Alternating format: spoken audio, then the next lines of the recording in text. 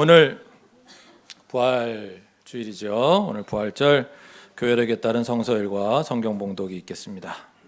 사도행전 10장 34절에서 43절의 말씀입니다. 베드로가 입을 열어 말하였다. 나는 참으로 하나님께서는 사람을 외모로 가리지 아니하시는 분이시고 하나님을 두려워하며 의를 행하는 사람은 그가 어느 민족에 속하여 있든지 다 받아주신다는 것을 깨달았습니다. 하나님께서는 이스라엘 자손에게 말씀을 보내셨는데 곧 예수 그리스도를 통하여 평화를 전하셨습니다. 예수 그리스도는 만민의 주님이십니다. 여러분이 아시는 대로 이 일은 요한의 세례 사역이 끝난 뒤에 갈릴리에서 시작하여서 온 유대 지방에서 이루어졌습니다. 하나님께서 나사렛 예수에게 성령과 능력을 부어주셨습니다. 이 예수는 두루 다니시면서 선한 일을 행하시고 마귀에게 억눌린 사람들을 고쳐주셨습니다. 그것은 하나님께서 그와 함께 하셨기 때문입니다. 우리는 예수께서 유대 지방과 예루살렘에서 행하신 모든 일의 증인입니다. 사람들이 그를 나무에 달아 죽였지만 하나님께서 그를 사흘날에 살리시고 나타나 보이게 해주셨습니다. 그를 모든 사람에게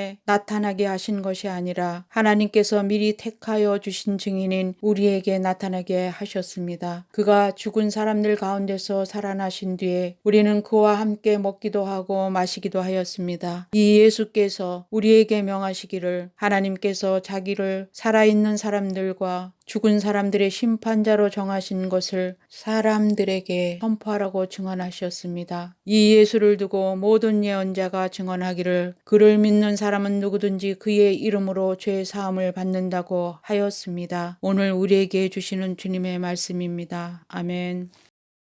시편 118편 1절에서 2절, 14절에서 24절의 말씀입니다. 주님께 감사하여라. 그는 선하시며 그의 인자하심이 영원하다. 이스라엘아, 그의 인자하심이 영원하다 하여라. 주님은 나의 능력, 나의 노래, 나를 구원하여 주시는 분이시다. 의인의 장막에서 환호하는 소리의 함성이 들린다. 주님의 오른손이 힘차시다. 주님의 오른손이 높이 들렸다. 주님의 오른손이 힘차시다. 내가 죽지 않고 살아서 주님께서 하신 일을 선포하겠다. 주님께서는 엄히 징계하셔도 나를 죽게 버려두지는 않으신다. 구원의 문들을 열어라. 내가 그 문들로 들어가서 주님께 감사를 드리겠다. 이것이 주님의 문이다. 의인들이 그리로 들어갈 것이다. 주님께서 나에게 응답하시고 나에게 구원을 베푸셨으니 내가 주님께 감사를 드립니다. 집 짓는 사람들이 내버린 돌이 집 모퉁이의 머릿돌이 되었다. 이것이 주님께서 하신 일이니 우리의 눈에는 기이한 일이 아니랴. 이날은 주님이 구별해 주신 날, 우리 모두 이날을 기뻐하고 즐거워하자. 오늘 우리에게 주시는 주님의 말씀입니다. 아멘.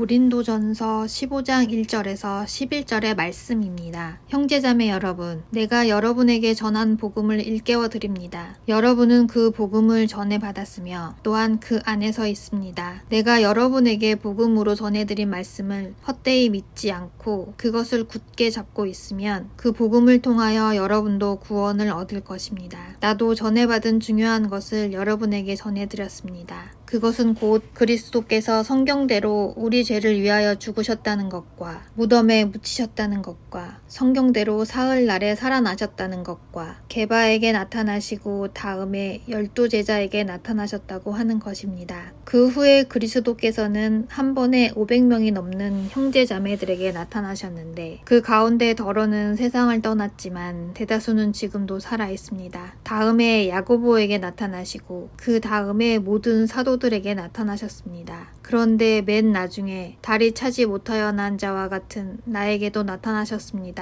나는 사도들 가운데서 가장 작은 사도입니다. 나는 사도라고 불릴 만한 자격도 없습니다. 그것은 내가 하나님의 교회를 박해했기 때문입니다. 그러나 나는 하나님의 은혜로 오늘 내가 되었습니다. 나에게 베풀어 주신 하나님의 은혜는 헛되지 않았습니다. 나는 사도들 가운데 어느 누구보다도 더 열심히 일하였습니다. 그러나 이렇게 한 것은 내가 아니라 나와 함께 하신 하나님의 은혜입니다. 그러므로 나나 그들이나 할 것 없이 우리는 이렇게 전파하고 있으며 여러분은 이렇게 믿었습니다. 오늘 우리에게 주시는 주님의 말씀입니다. 아멘.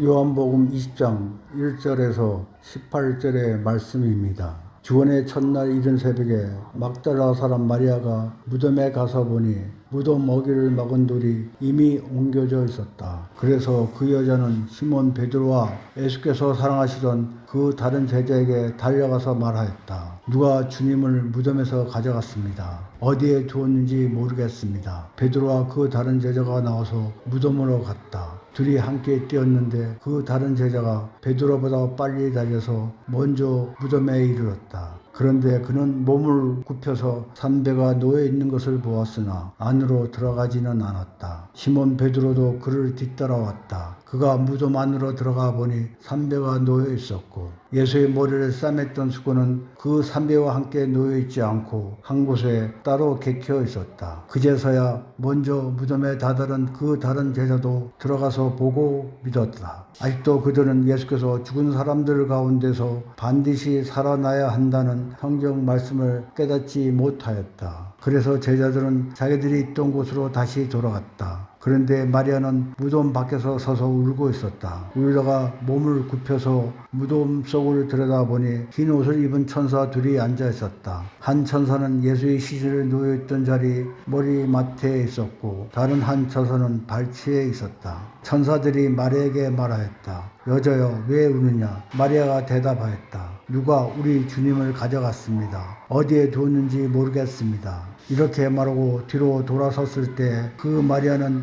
예수께서 서 계신 것을 보았지만 그가 예수이신 줄을 알지 못하였다. 예수께서 마리아에게 말씀하셨다. 여자여, 왜 울고 있느냐? 누구를 찾느냐? 마리아는 그가 동산지기인 줄 알고 여보세요, 당신이 그를 옮겨 놓았거든 어디에 두었는지를 내게 말해주세요. 내가 그를 모셔가겠습니다 하고 말하였다. 예수께서 마리아야 하고 부르셨다. 마리아가 돌아서서 히브리 말로 라부니 하고 불렀다. 그것은 선생님이라는 뜻이다. 예수께서 마리아에게 말씀하셨다. 내게 손을 대지 말아라. 내가 아직 아버지께로 올라가지 않았다. 이제 내 형제들에게로 가서 이르기를 내가 나의 아버지 곧 너의 아버지 나의 하나님 곧 너의 하나님께로 올라간다고 말하여라. 막달라 사람 마리아는 제자들에게 가서 자기가 주님을 보았다는 것과 주님께서 자기에게 이런 말씀을 하셨다는 것을 전하였다. 오늘 우리에게 주시는 주님의 말씀입니다. 아멘. 기도드리고 오늘 설교 말씀 받도록 하겠습니다. 주님 감사합니다. 주님의 날, 특별히 그 날들 가운데서도 저에게 가장 기쁘고 가장 복되고 우리 모두가 진심으로 축하해야 하는 이 귀한 부활주일을 맞을 수 있도록 인도하심을 감사드립니다. 부활하신 주님을 찬양합니다. 부활하신 주님을 경배하고 따르기 원합니다. 오늘도 우리에게 주님의 말씀을 들려주셔서 우리가 나아가야 할 길 깨달을 수 있는 귀한 시간 될 수 있도록 인도하여 주옵소서. 이 부족한 종을 주님께 의탁하옵고 우리 주 예수 그리스도의 이름으로 기도하옵나이다. 아멘. 지난 한 주도 주님을 따르기 위해 애쓴 여러분 모두를 주님의 이름으로 축복합니다. 오늘도 우리는 성부, 성자, 성령 삼위 하나님께서 우리에게 명하시는 생명의 길 그 위로 걸으며 주님을 따르고자 합니다. 오늘 고린도전서 본문에 그 주석을 쓴 톰 라이트 선생님은 그 주석 마지막 부분에 이런 표현으로 그 주석을 맺고 있었습니다. PPT로 한번 보여드릴게요. 기독교는 세상에서 일어난 한 사건에 대한 기쁜 소식이다. 그 사건 덕분에 세상은 결코 전과 같을 수 없다. 그것을 믿고 그대로 사는 사람들 역시 감사하게도 결코 전과 같을 수 없다. 이것이 바로 고린도전서 15장의 전부다 했습니다. 세상에서 일어난 한 사건, 어떤 사건을 지금 말씀하는 걸까요? 예수님의 부활 사건입니다. 그 사건 덕분에 세상은 결코 전과 같을 수 없다. 부활 이전의 세상과 같을 수 없다. 그것을 믿고 그리고 그 의미를 알고 그대로 사는 사람들 역시 결코 전과 같을 수 없다. 감사하게도. 이것이 다 무슨 뜻일까? 오늘 성서일과 본문들은 모두 이에 대한 내용들입니다. 4개의 본문이 모두 중요합니다만 오늘은 온 세대의 연합 예배인 관계로 제가 최대한 압축하고 최대한 쉽게 전하려고 하는데 그러다 보니까 약간 좀 너무 줄였나? 너무 일반화했나? 그런 오류가 있을지도 모르겠는데 이제부터 한번 제가 해보려고 합니다. 여러분에게 누군가 묻습니다. 복음이 무엇입니까? 교회 다니는 사람들 복음 그러던데 그게 도대체 뭔가요? 라고 물어보면 우리는 이렇게 답할 수 있어야 합니다. 예수님과 관련해 실제로 일어난 어떤 사건에 관한 소식이 복음입니다. 그리고 이렇게 덧붙일 수 있겠습니다. 그래서 복음이란 일종의 소식, 뉴스. 뉴스 맨날 보잖아, 그지? 뉴스야, 뉴스. 복음은 뉴스인데 그 뉴스의 내용이, 그 소식의 내용이 아주 좋은 소식, 너무 기쁜 소식.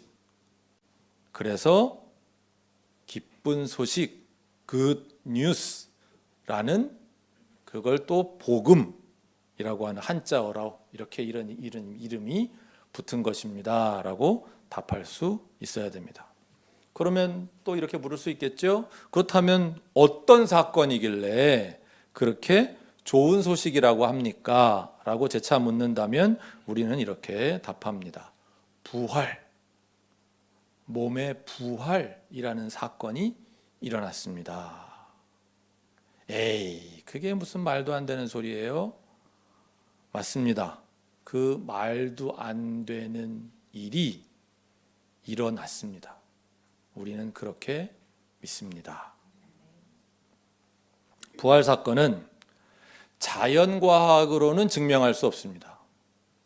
그러나 역사적 진실로는 인정할 수 있습니다. 이게 무슨 소린가 싶으시겠지만 자연과학과 역사학이라고 하는 다 과학이죠. 이 학문의 진리를 탐구해가는 방법이 좀 다르다라는 걸 우리가 기억을 하고 있다면 무슨 말씀인지 이해하실 수 있을 겁니다. 자연과학은 실험을 통해 진리가 입증될 수 있어야 됩니다. 그렇죠? 관찰하고 가설을 세우고 예상하고 실험을 통해 검증이 되면 여러 번 실험을 다시 해도 그대로 다시 재현될 수 있다면 진리로 인정을 받습니다. 뭐 우리가 학교 때 공부한 거 예를 많은 예가 있겠지만 작용 반작용의 법칙. 그러면 이거는 자연 세계 안에서 언제나 나는 자연과학 법칙으로 하나의 진리로 인정을 받는 거죠. 그러나 역사학에서는 한번 일어났던 역사적 사건이 그걸 다시 일어날 수 있는 성질의 사건이어야만 실제로 일어났던 일이다, 진실이다 이렇게 증명될 수 있는 게 아니죠. 시저가 루비콘 강을 건넜다던데 그래서 로마의 역사가 바뀌고 세계 역사가 달라졌다던데 그래? 그게 진짜라면 다시 건너보아라 이렇게 할 수는 없다 이 말이에요. 그래서 역사학자들이 진실 여부를 가늠하는 것은 그 사건을 둘러싼 기록들을 이제 면밀히 조사하는 작업도 하고 그렇죠? 그리고 그 사건의 전후로 그 사건과 관련한 어떤 현상들이 일어났는가를 이제 굉장히 세심하게 이제 공부를 한단 말이에요. 살펴보는 거예요.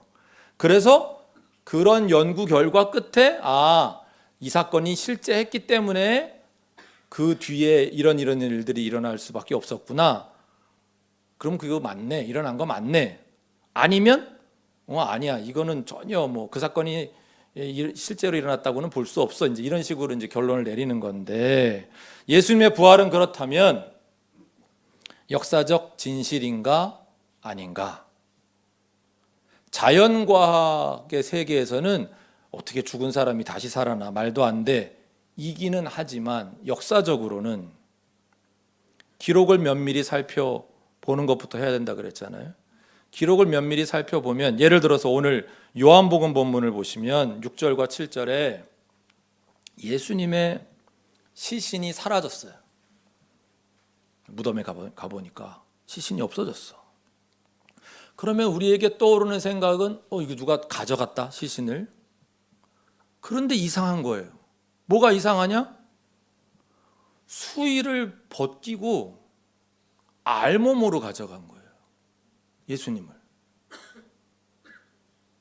머리를 싸맸던 그러니까 이 유대 사람들의 장례 예식인 거죠. 몸을 감싸는 수의가 있고 머리를 싸맸던 그 수건의 수의가 있는데 다 남았어요.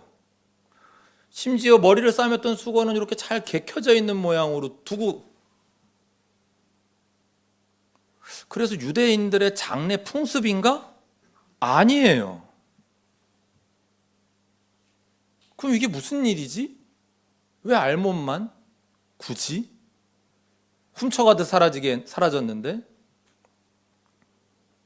그리고 그 수건과 옷의 모양이 마치 그 껍데기만 남은 번데기처럼, 그러니까 거기서 이렇게 나비가 나와가지고 호로록 날아가고 껍데기만 이렇게 남아 있는 것처럼 그런 식으로 옷과 수건이 남아 있는 거예요.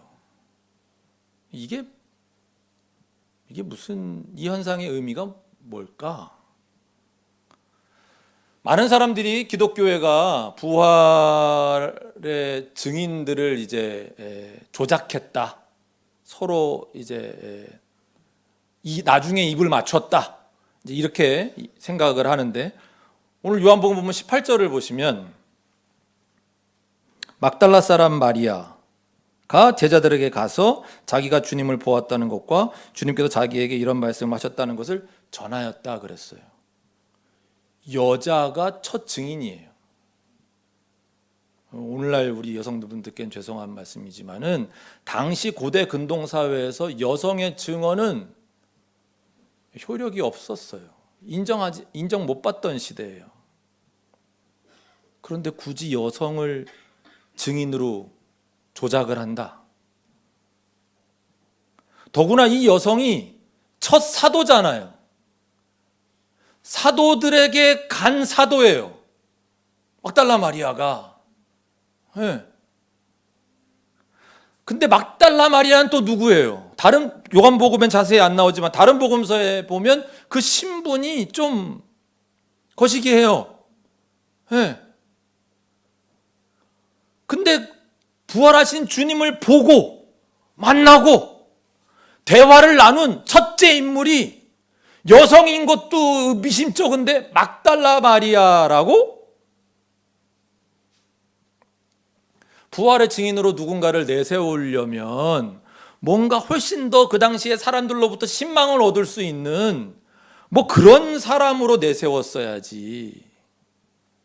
그렇다면 최소한 이 본문이 보여주는 진실은 증인을 후대에 조작하지는 않았구나.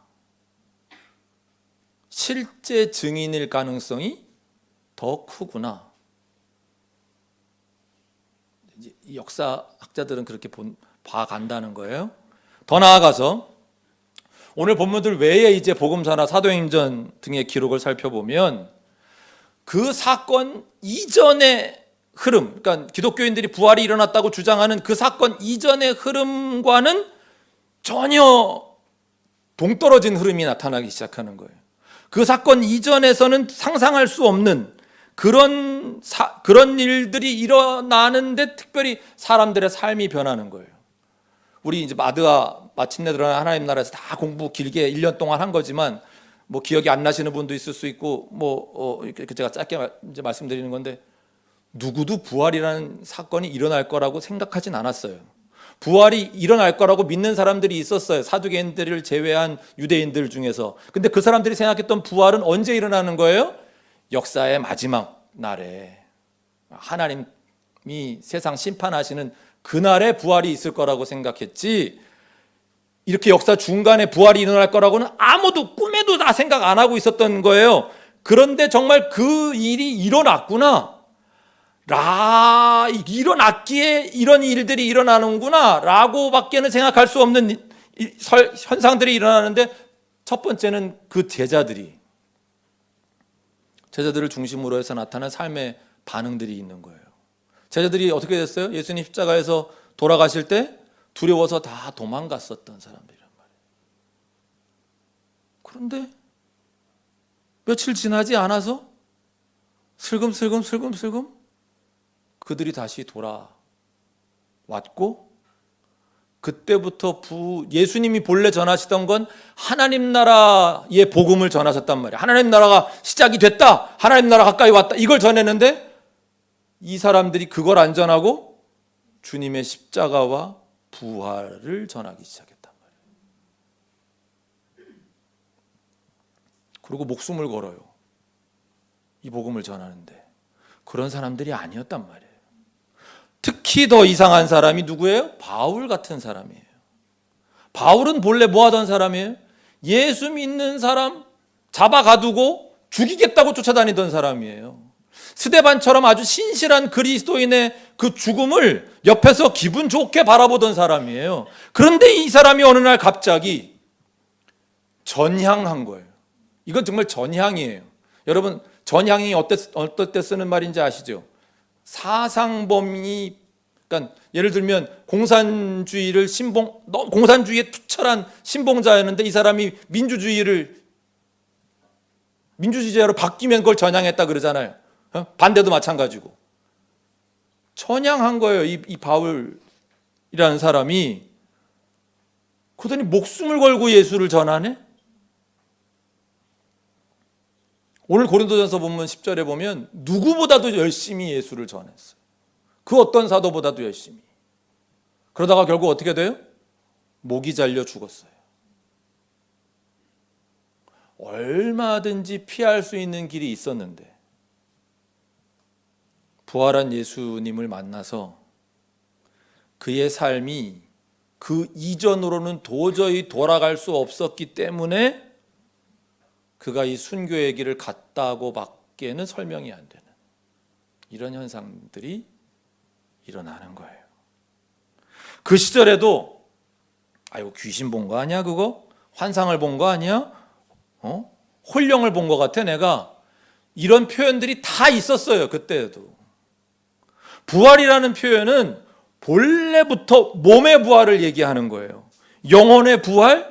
이런 표현은 애시당초 성립이 되지를 않아요. 마치 네모난 원 한번 그려봐 주세요, 지유야.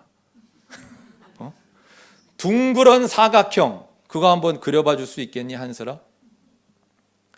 말로는 우리가 그런 표현을 쓸 수 있겠죠. 그러나 실제로는 그게 성립이 안 되잖아요. 부활이라는 용어는 그런 것처럼 언제나 몸의 부활을 의미했다고요. 물론 지금 우리의 이 몸과는 좀 다른 몸이긴 하지만, 그러나 이 몸과 연속성이 전혀 없다고 말할 수 없는 그 몸의 부활을 의미했다고. 그러니까 뭔가 꿈을 꾸었다거나 환상을 본 거를 제자들이나 바울이 내가 부활한 예수님을 만났어 이렇게 만났다고 이야기할 수 있는 게 아니라는 거예요. 이건 당시의 뭐 문화나 어법을 전혀 모르고 하는 소리, 말도 안 되는 억측이다 이 말이에요. 분명히 몸으로 부활하신 그분을 만났기 때문에 그 표현을 썼다 이 말이에요. 그렇다면 자, 뭐 나도 다 부활 믿는데 저 얘기를 이렇게 오래 하시나 싶으실까 봐, 예수가 정말로 부활하셨다 그럼 도대체 그분이 그 몸으로 부활했다는 게 무슨 의미를 담고 있는 거냐? 무슨 의미를 담고 있길래 그 이전으로는 못 돌아간다는 거냐? 우리가 매주 고백하고 선포하는 복음의 내용이 그거예요. 근데 그것도 뭐 지금 다 알 수 없으니까 더 그 중에서 더 요약해서 말씀드리면 하나님이 왕이시다라는 뜻인 거라는 거예요. 하나님이 진짜 신이고 하나님이 진짜 왕이시구나. 라는 거예요. 왜요? 이 설명 드리려면 사도행전 본문을 잠깐 살펴보면 좋은데, 사도행전 본문 36절 38절만 잠깐 보면 36절에 뭐라 그랬어요? 예수님은 하나님이 보내셔서 평화를 전하시고, 38절 하나님께서 그분에게 성령과 능력을 부어주셨다. 이건 이제 설명이 좀 필요하긴 한데 지난주 설교랑 연관이 있으니까 지난주 설교 보시기로 하고, 자, 그러니까 처음부터 예수님은 하나님과 연결되어 있는 분이에요. 하나님 없이는 설명이 불가능한 분이에요. 그런데 예수님을 부활하게 하신 분이 누구였다고요? 그 하나님이신 거예요. 그렇다면 죽은 자를 일으키실 수 있는 분이 진짜 신이구나, 진짜 왕이구나. 그분이 온 창조계 하늘과 땅에 진짜 신이요 왕이다. 알렉산더나 아우구스투스 황제 같은 그런 신을 머릿속으로 생각을 하고 있었는데, 그런 존재가 우리의 왕인 줄 알았는데 아니구나. 세상을 무력으로 정복하는 능력자가 우리 왕이 아니라, 우리 신이 아니라 십자가에서 자신을 희생하시는 신이 우리 왕이시구나. 사람이 되심으로 자신을 낮추시고 비우시는 신이 우리 왕이시구나.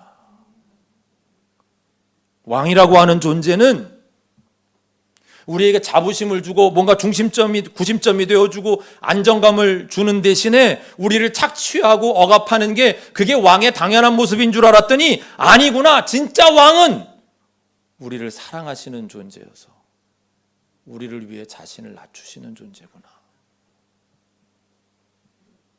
자신을 희생하시는 존재구나. 그래서 이 소식이 기쁜 소식이 되는 거예요. 그래서 굿 뉴스인 거예요. 예수님이 이 세상의 주님이시다라는 거예요. 부활의 의미는 왜요? 하나님께서 하나님 나라를 완성하시기 전까지 이 세상을 다스리실 분으로 자신의 아들을 세우심의 증표가 예수님을 부활하게 하신 것이기 때문에, 그에 더해서 예수님의 말씀이 다 맞는 거였구나. 예수님의 행동이 다 옳은 것이었구나. 그분처럼 살아야 하는 게 우리 인간들이 살아가야 할, 우리가 걸어가야 할 우리의 정체성을 실현해가는 길이었구나. 이거를 확정하시느라고 하나님께서 예수님을 일으키셨다. 이제는 성삼위 하나님께서 하나님 나라를 완성하시는 그날까지 예수님께서 주님으로 이 세상을 다스리시는구나. 이 세상에 아무리 악이 판을 치고 아무리 악이 승리하는 것 같아 보여도 아니구나.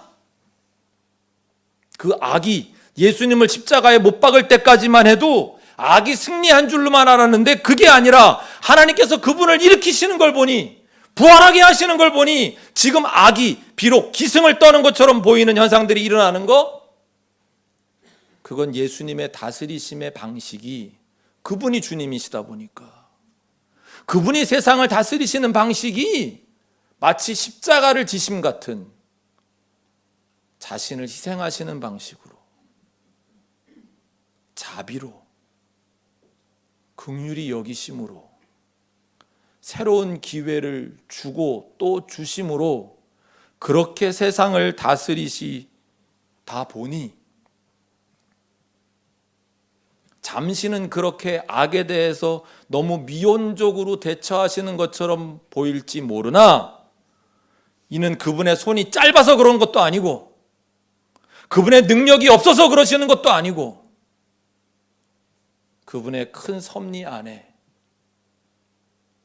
우리 모두를 구원하기 원하시는 그분의 그 뜻과 기다림과 그 외에도 미처 우리가 헤아리지 못하는 큰 뜻이 담겨 있기 때문이구나.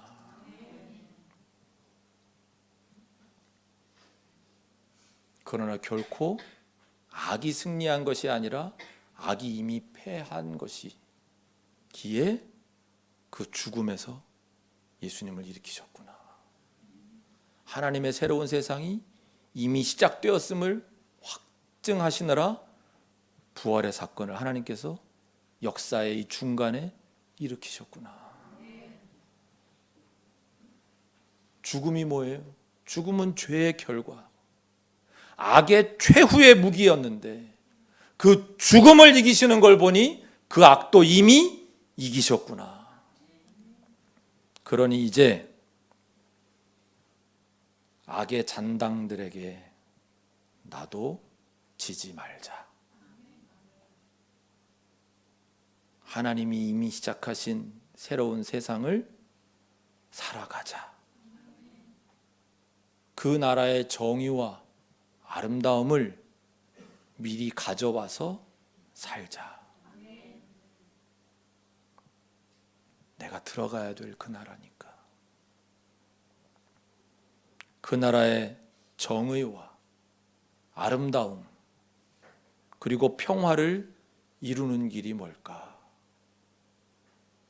내 믿음이 흔들릴 때는 악이 온통 승리하는 것 같은 이 세상에서 나도 조금은 더 악해져야, 나도 가끔은 죄를 지으면서 살아야 내가 잘 살아갈 수 있을 것 같은 유혹을 내가 느끼지만, 그럼에도 불구하고 아니, 악은 이미 패배했으니까 하나님의 정의와 아름다움과 평화와 사랑의 나라가 반드시 이루어질 것이니까 나는 그 나라의 시민답게, 그 나라의 백성답게 살아가자. 몇 주 전에 제가 2층 버스 타고 서울 나가는데 2층에 앉았거든요. 문득 이렇게 옆으로 밑으로 막 고급 세단들이 이 밑으로 막 가는 거예요. 근데도 위에서 내려다 보니까 내가 더 잘난 것 같은 거 있잖아요. 위에서 내려다 보면 역시 기분이 좋구나. 다 내 발 아래에 있구나. 뭔가 내가 성공한 것 같은 그런 느낌. 이거 사실은 고층 빌딩에 올라가서 내려다 볼 때도 한 번씩 느끼는 기분이고, 비행기 타고 하늘에 올라가서 내려다 볼 때도 뭐 그런 기분을 느낄 때가 있는 것 같은데, 그런데 동시에 불안하기도 하더라고요. 아무래도 높은 데 앉아 있으니까 이게 안정적일 수가 없는 거잖아요. 높은 자리, 윗자리, 가진 게 많은 자리는 불안한 자리입니다. 그건 태생적으로 그런 거예요. 어떻게 할 수가 없어요. 그러다 보니까 어떻게 해요? 그 자리에 올라간 사람은 그 자리를 지켜야 되니까 애를 쓸 수밖에 없어요. 그래서 여유가 없어요. 많은 걸 누리는 것 같은데 오히려 여유가 없고 삶이 피폐해지기 쉬워요. 다른 사람들 차별하고 억압하기가 쉬워져요. 그래서 안 그러는 손흥민 같은 선수들을 보면, 분이라 그러잖아요. 제가 형인데, 손흥민 같은 분들을 보면 너무 존경스러운 거예요. 왜? 그런 유혹이 얼마나 많을지 우리가 짐작이 되니까. 왜 그렇게 차별하고 억압해요? 그렇게 해야 내 자리를 지킬 확률이 높아진다고 생각하는 거예요.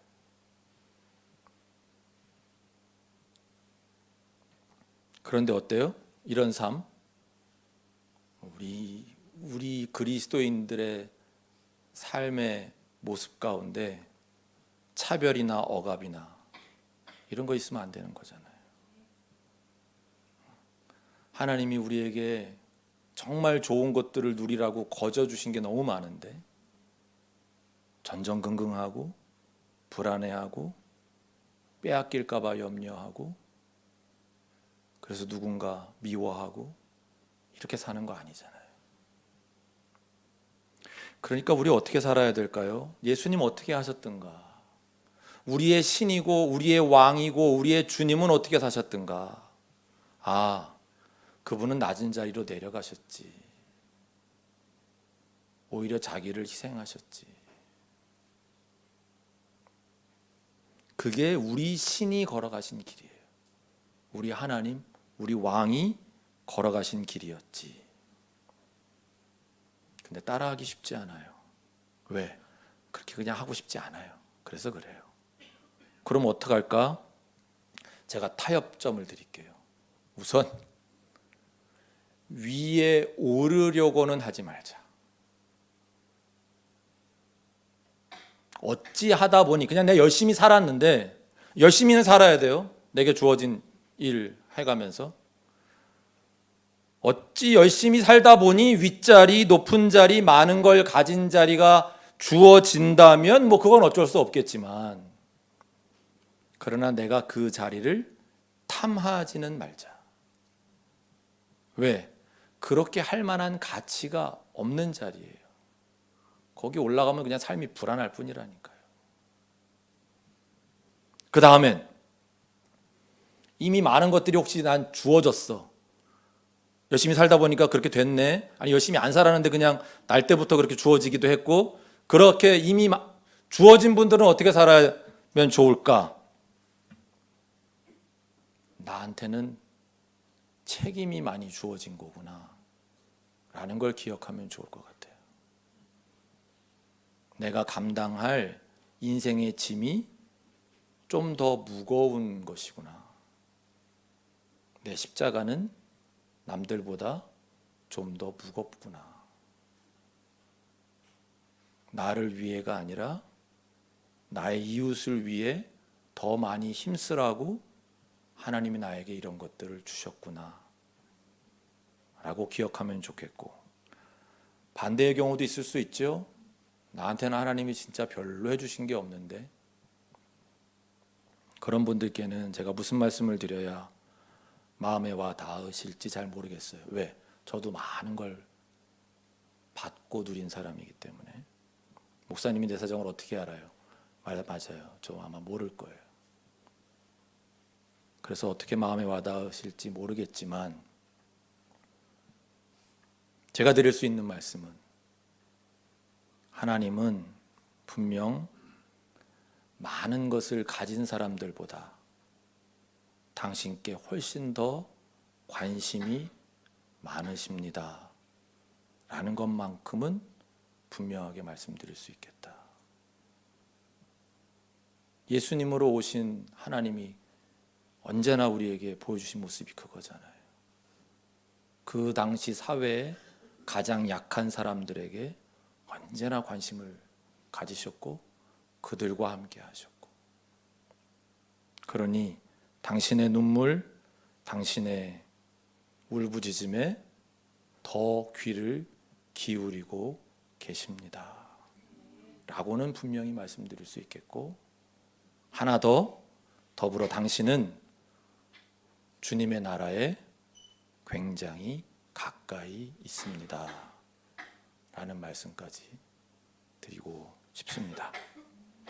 설교를 정리하겠습니다. 오늘 사도행전 본문으로 사실은 오늘 이 굿뉴스 복음을 요약하면 7개 문장으로 정리할 수 있는데 시간이 많이 가서 생략하겠고요. 사도행전 36절부터 마지막까지 이렇게 쭉 한번 보시면 좋겠고, 우리에게 전해진 부활의 소식은 굿뉴스입니다. 기쁜 소식입니다. 복된 소식, 좋은 소식입니다. 예수님을 죽음에서 일으키심으로 하나님께서는 자신이 어떤 신인지, 어떤 가치를 중요하게 여기시는지, 우리가 그래서 결국 어떤 삶을 살아야 하는지, 그리고 우리의 결국은 어떻게 될 것인지 등을 명백하게 알려주십니다. 이 기쁜 소식에 우리는 어떻게 반응하며 살아야 할까? 그것이 잘 정리되는 이 부활절이 되시기를 주님의 이름으로 축원합니다. 기도드리겠습니다. 부활하신 주님과 그리고 우리와 늘 함께 하시는 성령님, 그리고 우리 예수님을 일으키신 아버지 하나님, 성삼위 하나님께 모든 영광과 찬양을 돌립니다. 우리의 하나님이 어떤 분이신지 오늘 부활 사건을 통해 우리가 다시 한번 기억하고 살아가길 원합니다. 이 부활의 의미를 진심으로 깨닫고 복되게 아름답게 정의와 아름다움과 평화와 사랑 등의 하나님이 원하시는 삶의 모습으로 가득한 귀하고 복된 삶이 다 될 수 있도록 축복하여 주시옵소서. 우리 주 예수 그리스도의 이름으로 기도하옵나이다. 아멘.